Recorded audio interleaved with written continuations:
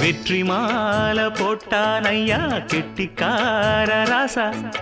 முத்து போல கண்டான் அங்கே மொட்டு போல ரோசா சொந்தம் இங்கே வந்தாள்னு சொன்னாவன் லேசா காணாதத கண்டா அப்ப ஆனானையா பாசா